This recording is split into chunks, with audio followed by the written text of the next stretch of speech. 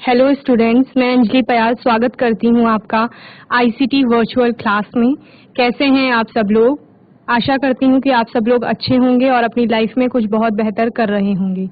आज हम बात कर रहे हैं क्लास 12th की केमिस्ट्री की, जिसमें हम 10th चैप्टर पढ़ रहे थे halo alkanes and halo arenes, जिसमें हमने एल्केन्स के बारे में पढ़ा कि एल्केन्स क्या होते हैं, एल्केन्स से हेलो एल्केन्स कैसे बनाए जाते हैं। साथ ही हमने क्लासिफिकेशन देखी थी हेलो एल्केन्स की, और आगे हमने पढ़ा था इसका नॉमेनक्लेचर। आज हम अपना चैप्टर दोबारा रिवाइज करेंगे, नॉमेनक्लेचर देखेंगे, कुछ और नए कंपाउंड्स का और कुछ नए टॉपिक स्टार्ट करेंगे। आइए चलते हैं स्मार्ट बोर्ड की तरफ। इंट्रोडक्शन में हमने क्या देखा था कि जब किसी एल्केन से हम एक H को माइनस करेंगे, ठीक है, हमारे पास कोई एल्केन है, आप इथेन ले लीजिए, माना इथेन है,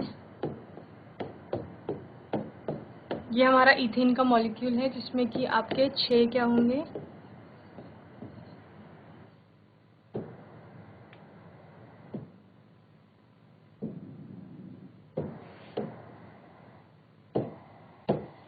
हाइड्रोजन होंगे। ओके, ये आपका एक क्या है, एल्केन है। इसमें से हम क्या करेंगे, एक H माइनस कर देंगे, कोई भी एक H हटा देते हैं हम, सपोज ये वाला H हटा देंगे, देन यहाँ पर वैलेंसी आ जाएगी आपकी। ओके, इस कार्बन की वैलेंसी हो गई। इसको यहाँ पर हम क्या करते हैं, एक हेलो एटम को ऐड कर देते हैं। ठीक है, अभी जो ये कंपाउंड बनेगा ये क्या हो गया आपका, हेलो एल्केन हो गया। ठीक है, तो हमने क्या किया, पहले हमने एल्केन को एल्काइल में कन्वर्ट किया। ओके, जब ये इतना पार्ट था C2H5 का, तो ये क्या था, एल्काइल था, इथाइल था ये। ओके, इससे पहले ये इथेन था, जब इसमें एक और हाइड्रोजन था तो इथाइल बना। देन हमने इथाइल में ये हेलो एटम ऐड किया, सपोज ये Br है, ठीक है, ब्रोमीन है X की जगह, तो ये क्या हो गया आपका, इथाइल ब्रोमाइड। तो ये एक हेलो एल्केन या एल्किल हैलाइड है। इतना हमने पढ़ लिया था। और हमने क्या देखा था कि कैसे एक एल्केन से आप क्या कर रहे हैं, हेलो एल्केन को बना रहे हैं। वही है कि -H किया और +X कर दिया, तो ये RX आपका एल्किल हैलाइड या हेलो एल्केन मिल गया आपको। ठीक है, नेक्स्ट हमने इसकी क्लासिफिकेशन देखी थी। क्लासिफिकेशन दो तरह से थी, on the basis of number of halogen atoms, जितनी हेलोजन एटम की वहां पर संख्या होगी उस कंपाउंड में, उसके आधार पर आप बताएंगे यह कौन सा हेलो एल्केन होगा। और दूसरा on the basis of hybridization of carbon which halogen is attached, यानी जिस कार्बन से आपका हेलो एटम जुड़ा हुआ है उस कार्बन की, ठीक है, क्या कहा, जिस कार्बन से आपका हेलो एटम जुड़ा हुआ है, इस कार्बन से जुड़ा है तो ये अल्फा कार्बन हो गया। ठीक है, इसकी हमें हाइब्रिडाइजेशन स्टेट देखनी है, उसके आधार पर हम क्या करेंगे, इसको वर्गीकृत करेंगे। ओके, तो पहला आपका आता है on the basis of halogen atom, जहां पर आपने बोला कि अगर एक ही हेलोजन एटम जुड़ा हुआ है कहीं पर तो उसको क्या कहा जाएगा, क्योंकि एक है तो मोनो हेलोजन कहेंगे, और उस हेलो एल्केन को क्या कहेंगे, मोनो हेलो एल्केन कहेंगे। ओके, क्या कहा, जहां पर सिर्फ एक हेलोजन एटम कोई जुड़ा हुआ है तो वो क्या हो जाएगा, मोनो हेलोजन हो जाएगा, या मोनो हेलो एल्केन्स उसको नाम देंगे। दूसरा क्या होता है आपके, जब हेलो एटम्स दो हो जाते हैं, किसी कंपाउंड में अगर दो हेलोजन एटम्स हैं तो उसको डाई हेलोजन कहा जाएगा, और उस हेलो एल्केन को क्या कहा जाएगा, डाई हेलो एल्केन कहा जाएगा। इसमें आपकी दो कैटेगरीज आती हैं, एक जब कार्बन के नेबरिंग कार्बन में आपके हेलोजन एटम्स जुड़े हुए हैं, ये नेबरिंग कार्बन है, एक कार्बन ये है, दूसरा ये, तो ये आसपास के कार्बन है, इनमें हेलोजन एटम जुड़े हुए हैं ये दोनों, तो इसको कहा जाता है विसिनल डाई हेलो एल्केन्स या विसिनल डाई हैलाइड। ओके, दूसरा आपका क्या होता है, जब सेम कार्बन पर आपके हेलोजन एटम जुड़े हुए होंगे। ओके, ये सेम कार्बन हो गया, ये सेम कार्बन हो गया, इसमें ये 1 ये 2 दो ही होंगे क्योंकि हम डाई हेलो एल्केन्स पढ़ रहे हैं। ठीक है, लेकिन सेम कार्बन पर आ रहे हैं, इसीलिए इसको क्या कहा जाएगा, जेम या जेमिनल डाई हैलाइड कहा जाएगा। ओके, तीसरा हम पढ़ते हैं कि जब दो से ज्यादा हेलोजन एटम हो जाएंगे, क्या कहा, मोर देन 2, दो से जब ज्यादा हेलोजन एटम हो जाएंगे तो उसको क्या कहा जाएगा, पॉली हेलोजन की कैटेगरी में रखा जाएगा, या पॉली हेलो एल्केन्स आप उसे कह सकते हैं। जैसे यहाँ पर 3 हेलोजन एटम दिखाए गए हैं तो इसको कहा जाएगा tri halo alkanes. Tri means 3। Okay, तो ये किसके बेसिस पर हो गया, हेलोजन एटम के बेसिस पर हमने पढ़ा था, ये रिवीजन चल रहा है आपका। ओके, सेकंड आपका क्या आता है, हाइब्रिडाइजेशन के बेस पर आप बताएंगे कि कैसे कैसे आप इसको क्लासिफाई करेंगे। तो आपने हाइब्रिडाइजेशन देखनी है अल्फा कार्बन पर। ओके, ये आपका अल्फा कार्बन है, ये अल्फा कार्बन हो गया। अल्फा कार्बन यानी जिससे आपका हेलो एटम जुड़ रहा है। ओके, इसकी स्टेट क्या होगी हाइब्रिडाइजेशन, एक तो क्या होगी sp3 होगी और दूसरा क्या होगी sp2। दो तरह से क्लासिफाई करेंगे, एक जब आपका अल्फा कार्बन sp3 हाइब्रिडाइज्ड होगा और दूसरा जब आपका अल्फा कार्बन क्या होगा sp2 हाइब्रिडाइज्ड होगा। तो जब sp3 हाइब्रिडाइज्ड होगा उसका मतलब क्या है कि अल्फा कार्बन चारों तरफ से सिंगल बॉन्ड बना रहा होगा और एक साइड तो आपको पता ही है कि इसके क्या होगा, हेलोजन एटम होगा, बाकी 3 साइड कोई भी ग्रुप हो सकते हैं, जैसे हाइड्रोजन हो गया या कोई भी और अलग एल्काइल ग्रुप्स हो सकते हैं। ओके, दूसरा आपका है sp2 हाइब्रिडाइजेशन। sp2 हाइब्रिडाइजेशन में आप देखेंगे कि जो आपका अल्फा कार्बन है वो किसी ना किसी एक साइड से डबल बॉन्ड से जुड़ा हुआ होगा। तो ये क्या हो जाएगा, यहाँ पर इस अल्फा कार्बन की जो हाइब्रिडाइजेशन स्टेट है वो क्या हो जाएगी, sp2 हो जाएगी। ओके, अब हम देखते हैं on the basis of sp3CH bond, यानी जब sp3 यानी जो ये कार्बन है ये 4 तरफ से सिंगल बॉन्ड बना रहा है, ठीक है, कार्बन 4 तरफ से सिंगल बॉन्ड बना रहा है यानी क्या है, sp3 है। तो तीनों कैटेगरी ऐसी ही आएंगी जब sp3 हाइब्रिडाइज्ड कार्बन होगा। तो इनको 3 तरह से क्लासिफाई करते हैं। सबसे पहला आता है आपका एल्काइल हैलाइड, दूसरा आता है आपका एलाइलिक हैलाइड और तीसरा आपका आता है बेंजाइलिक हैलाइड। ठीक है, क्या कहा, sp3 के बेस पे आप 3 तरह से क्लासिफाई करते हैं, alkyl halide, allylic halide and benzylic halide. Alkyl halide में आपकी एक एलिफैटिक चेन होगी,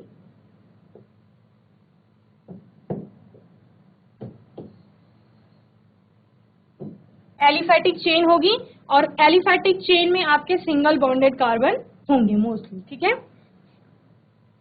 तो यहां पर आपका कोई भी ग्रुप हो सकता है। ये हो गया एल्काइल हैलाइड का एग्जांपल। एलाइलिक हैलाइड में क्या होता है, अल्फा कार्बन तो आपका चारों तरफ से सिंगल बॉन्ड बना रहा होगा यानी ये sp3 हाइब्रिडाइज्ड होगा ये। ठीक है, अल्फा कार्बन आपका sp3 हाइब्रिडाइज्ड होगा, लेकिन इसके बाद जो आपका बीटा कार्बन होगा ये बीटा हो गया। ठीक है, ये आपका क्या होगा, sp2 हाइब्रिडाइज्ड होगा। ओके, तो ये कैसे होते हैं, एलाइलिक हैलाइड होते हैं। या आप ऐसे बोल सकते हैं कि किसी एलाइलिक ग्रुप में, एलाइलिक ग्रुप जानते हैं आप, ये एलाइलिक ग्रुप हो गया जहां पर कोई डबल बॉन्ड होगा। इस एलाइलिक ग्रुप से जब आप हेलोजन को अटैच करते हैं तो उसी को क्या कहा जाता है, एलाइलिक हैलाइड कहा जाता है। तीसरा आपका आता है बेंजाइलिक हैलाइड और बेंजाइलिक हैलाइड में आपकी क्या होती है, बेंजीन रिंग होगी, ये बेंजीन रिंग होगी और उससे आपका एक कार्बन जुड़ा हुआ होगा जो अल्फा कार्बन होगा और वो क्या होगा, sp3 हाइब्रिडाइज्ड होगा। ओके, डायरेक्ट बेंजीन रिंग से आप कभी भी बेंजाइलिक हैलाइड के केस में हेलोजन को नहीं जोड़ेंगे। ओके, तो ये 3 तरह से क्लासिफाई कर दिया। आगे एल्काइल हैलाइड्स को पढ़ते हैं आप। एल्काइल हैलाइड्स आपकी एलिफैटिक चेन है क्योंकि ये आपके सिंगल बॉन्ड हो गए, क्योंकि sp3 है तो कार्बन क्या होगा, अल्फा कार्बन आपका चारों तरफ से सिंगल बॉन्ड बना रहा होगा।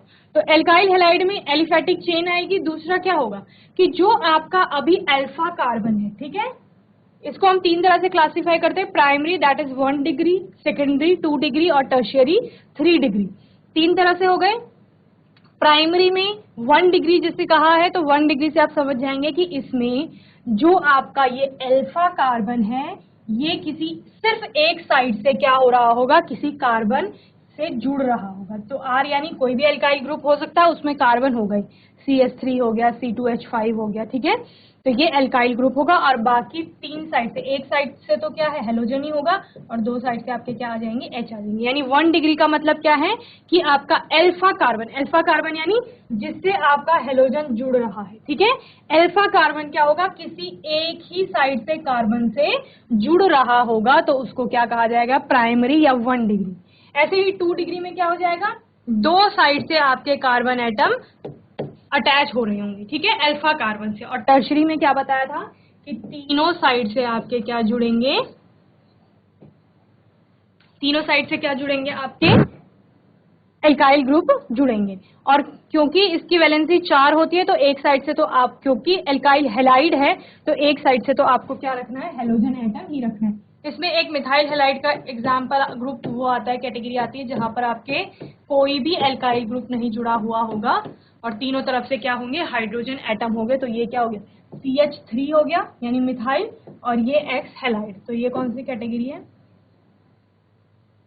मिथाइल हैलाइड, जिसमें आप methyl bromide, methyl iodide, methyl chloride, fluoride इन सबको रख सकते हैं। ओके, तो ये एल्काइल हैलाइड की कैटेगरीज हो गई, अलग अलग तरह से हमने क्लासिफाई किया। नेक्स्ट एलाइलिक हैलाइड, आपको पता ही है, जब आपके पास एक एलाइलिक ग्रुप है सॉरी, और उससे आप किसी हेलोजन एटम को जोड़ रहे हैं तो वो क्या हो जाएगा, आपका एलाइलिक हैलाइड हो जाएगा। इसमें क्या होता है, ये आपका हेलोजन हो गया, इसके बाद अल्फा कार्बन हो गया, इसके बाद आपका बीटा कार्बन हो गया, ठीक है, ये अल्फा कार्बन। तो ये तो कैसा है, sp3 हाइब्रिडाइज है क्योंकि चारों तरफ से सिंगल बॉन्ड बना रहा है। लेकिन जो ये बीटा कार्बन है ये क्या कर रहा है, एक साइड से डबल बॉन्ड बना रहा है, तो ये कैसा होगा, sp2 हाइब्रिडाइज्ड होगा। ओके, तो एलाइलिक हैलाइड में क्या होगा, अल्फा कार्बन तो आपका sp3 हाइब्रिडाइज्ड होता है लेकिन बीटा कार्बन sp2 हाइब्रिडाइज्ड होगा। ओके, बेंजाइलिक हैलाइड में क्या होगा, एरोमेटिक रिंग होगी, आपकी बेंजीन रिंग होगी, और उसमें आपका हेलो एटम एक कार्बन की सहायता से जुड़ रहा होगा, जो कार्बन आपका अल्फा कार्बन है। और क्योंकि हम sp3 की कैटेगरी पढ़ रहे हैं तो ये क्या हो जाएगा, sp3 हाइब्रिडाइज हो जाएगा। नेक्स्ट क्या है आपका, sp2 हाइब्रिडाइजेशन के अकॉर्डिंग हम इसको दो तरह से क्लासिफाई करते हैं। एक आपका आता है विनाइलिक हैलाइड और एक आता है एराइल हैलाइड। sp2 यानी जो अब अल्फा कार्बन है वो एक साइड से आपके डबल बॉन्ड से जुड़ रहा होगा, तो ये आपका अल्फा कार्बन हो गया। इसका मतलब ये क्या है, sp2 हाइब्रिडाइज्ड है, एलिफैटिक चेन है यहाँ पे भी। एराइल हैलाइड में क्या होगा, चूंकि बेंजीन रिंग के सारे कार्बन क्या होते हैं, sp2 हाइब्रिडाइज्ड होते हैं, और यहाँ पर आप X जोड़ देंगे तो ये किसका केस है, एराइल हैलाइड का है। तो बेंजाइल हैलाइड और एराइल हैलाइड में इतना ही डिफरेंस है कि एराइल हैलाइड जो आपके होते हैं वो डायरेक्ट बेंजीन रिंग से जुड़े हुए होते हैं। हेलोजन एटम जब डायरेक्ट बेंजीन रिंग से जुड़ेगा तो उसको एराइल हैलाइड बोला जाएगा। वहीं पर जब आपका बेंजीन रिंग से डायरेक्ट न जुड़ करके एक कार्बन के बाद आपका हेलोजन एटम जुड़ेगा तो उसको क्या कहा जाएगा, बेंजाइलिक हैलाइड कहा जाएगा। ओके, नोमेनक्लेचर हमने स्टार्ट किया था जहां पर हमने कॉमन सिस्टम की बात की थी, जहां पर आप एल्काइल हैलाइड करके नाम को क्या करेंगे, प्रोनाउंस करेंगे। एल्काइल में आपके कोई भी एल्काइलिक ग्रुप आ जाएगा, methyl, ethyl, propyl, butyl. Okay, और हैलाइड्स में आपके जितने भी हेलोजेंस आएंगे उनको आप आइड के साथ प्रोनाउंस करेंगे। ये कॉमन सिस्टम हो गया आपका।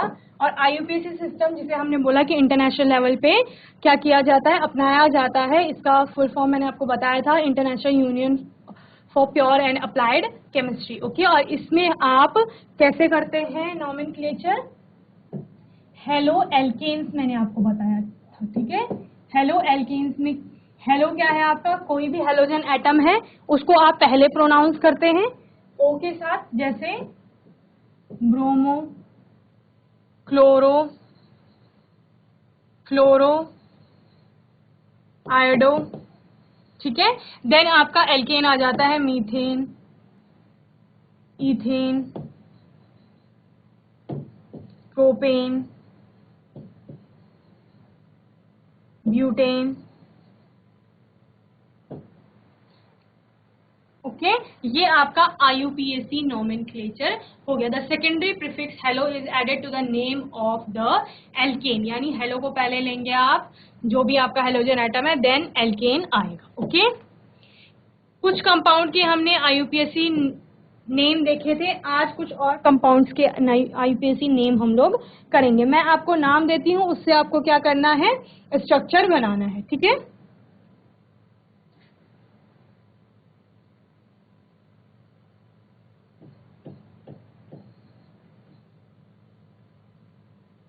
वन ब्रोमो 3 मिथाइल ब्यूटेन, इसका हमें स्ट्रक्चर बनाना है। ओके, तो कैसे बनाएंगे? मैंने आपको कहा था कि सबसे पहले आपको कार्बन की चेन देखनी है कि कितने कार्बन वहां पर होंगे, जो आपकी लॉन्ग चेन आएगी, लंबी श्रृंखला आएगी उसमें, ठीक है। तो जब आप नाम से स्ट्रक्चर बनाएंगे तो नाम में सबसे लास्ट में देखेंगे कितने कार्बन है। तो ब्यूटेन लिखा है तो दैट मीन्स 4 कार्बन होंगे, एन आ रहा है तो सिंगल बॉन्डेड होंगे सारे, ओके।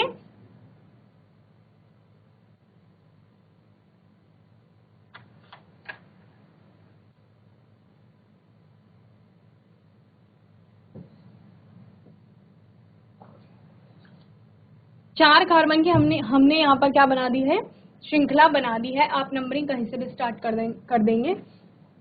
लेफ्ट टू राइट हम कर रहे हैं 1 2 3 4, 4 कार्बन हो गए, ओके। देन 1 पे आपका क्या आ रहा है, ब्रोमो आ रहा है, ठीक है। इसको हमने 1 माना है तो यहाँ पर हम क्या ऐड कर देंगे, ब्रोमो कर देंगे, ठीक है। फिर हम कह रहे हैं 3 पे क्या है आपका, मिथाइल ग्रुप है, ये 3 है तो यहाँ पर आपका मिथाइल ग्रुप आ जाएगा, ठीक है। बाकी आप क्या कर लेंगे, इसकी वैलेंसी पूरी कर लेंगे, ओके। तो ये क्या हो गया आपका 1 bromo 3 methyl butane, okay. Next है आपका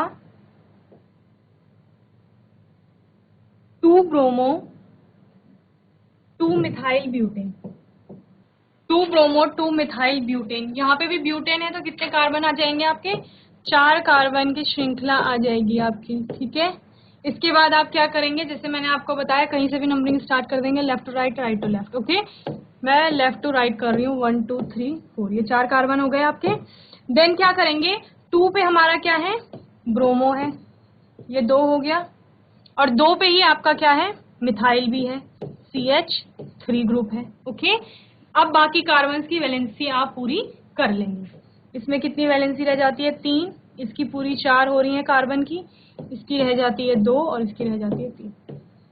तो ये आपका क्या हो गया, 2 ब्रोमो 2 मिथाइल ब्यूटेन। और ये किसका एग्जाम्पल है आपका, ये आपका टर्शरी एल्काइल हैलाइड का है। क्यों, क्योंकि ये 3 तरफ से, ये Br हो गया, Br मीन्स आपका हेलोजन एटम, ये हेलोजन एटम हो गया जिसे हम X मान रहे थे।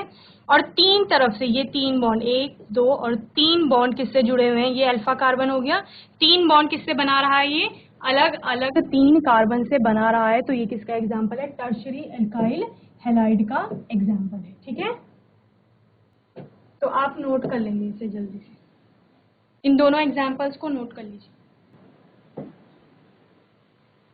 नेक्स्ट एग्जाम्पल देखते हैं।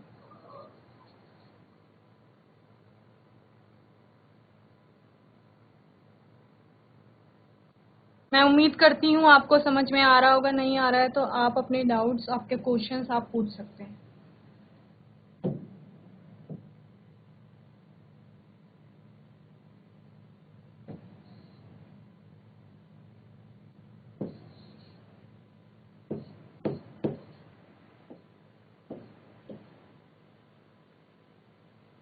इसकी नंबरिंग हम कहाँ से स्टार्ट करते हैं, यहाँ से। आप यहाँ से स्टार्ट करेंगे जहाँ से आपका, जैसे मैंने आपको चेन में बताया था, एलिफेटिक चेन में जहाँ पे ग्रुप जिस कार्बन से अटैच्ड होगा, यहाँ पे Cl जुड़ा हुआ है तो इसी को आप 1 नंबर देंगे। तो यहाँ पर आपका Cl जुड़ रहा है तो यहीं से नंबरिंग करेंगे तो क्या हो जाएगा, 1 क्लोरो 2 मिथाइल, ओके। ऐसा ही एक और एग्जाम्पल ले लेते हैं।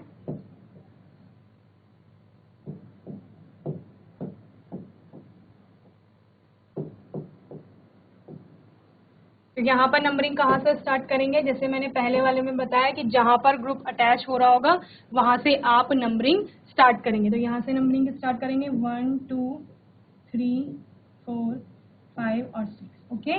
तो अब आप पोजीशन बताएंगे कि कौन सा ग्रुप कहाँ पर है। तो 1 पे आपका क्या है, ब्रोमो है, और कहाँ पर है, 3 पर है। तो 1 3 एक साथ आ जाएंगे क्योंकि सेम आपके हेलो एटम है। 1 3 और फिर क्या, 2 है क्योंकि, तो क्या लिखेंगे, डाई और ब्रोमो, 1 3 डाई ब्रोमो बेंजीन।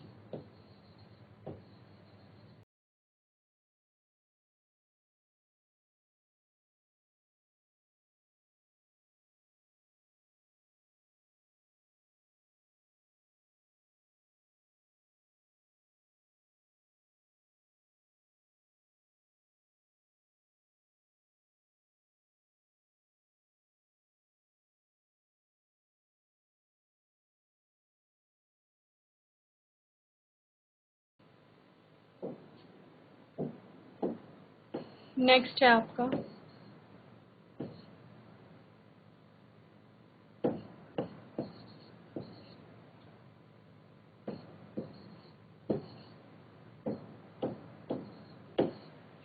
इसका नामकरण करेंगे हम IUPAC सिस्टम में। तो क्या हो जाएगा, यहाँ से नंबरिंग स्टार्ट करते हैं 1 2 3 4 5 और 6। तो ब्रोमीन की पोजीशन कहाँ पर है, एक तो 1 पे आपका ब्रोमीन है, दूसरा कहाँ है 3 पर है और 5 पर है।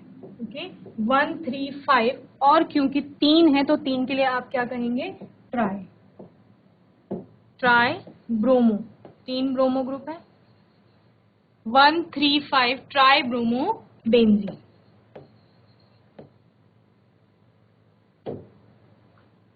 ये इसका IUPAC नेम हो गया। एक और नाम दे रही हूँ आपको, उससे आपको स्ट्रक्चर बनाना है 3 bromo 2 methyl propene. 3 bromo 2 methyl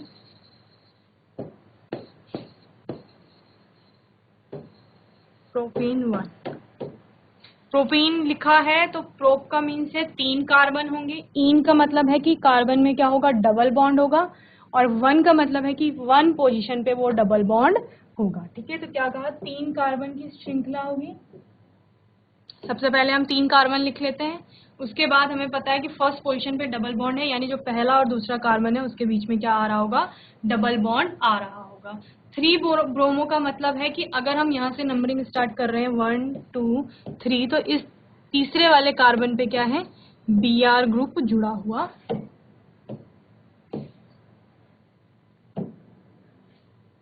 okay, then 2 पर क्या है, मिथाइल ग्रुप है आपका CH3।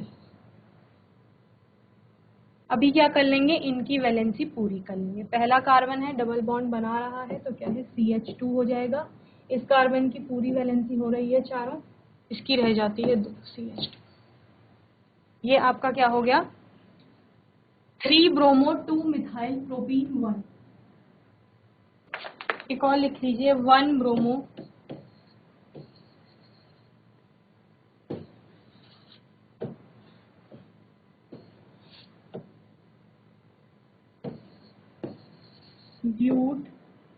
ब्यूटीन 2 और ब्यूट 2 इन में लिख सकते हैं, ठीक है। तो यानी 4 कार्बन की श्रृंखला है, ब्यूट लिखा है तो 4 कार्बन होंगे, 4 कार्बन आ गए।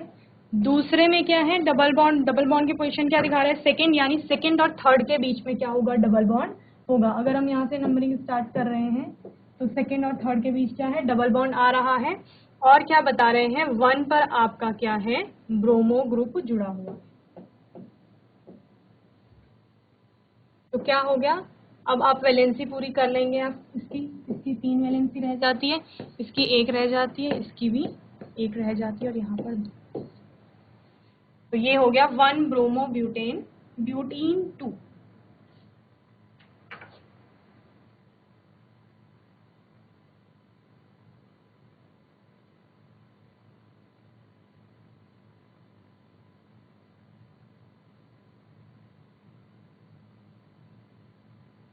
इस वाले कंपाउंड में आप ब्रोमीन लेफ्ट से भी अटैच कर सकते हैं और राइट से भी, क्योंकि नंबरिंग सेम ही होगी दोनों साइड से। स्टूडेंट्स, आज हमने फिर से एक बार इस चैप्टर को रिवाइज किया है और साथ ही हमने नॉमेनक्लेचर किया है कुछ नए कंपाउंड्स का। होपफुली अभी आपको IUPAC नॉमेनक्लेचर अच्छे से क्लियर हो गया होगा। अभी भी आपके कोई डाउट्स हैं, कोई क्वेश्चन है तो आप वो पूछ सकते हैं। तब तक के लिए ICT वर्चुअल क्लास से जुड़ने के लिए धन्यवाद।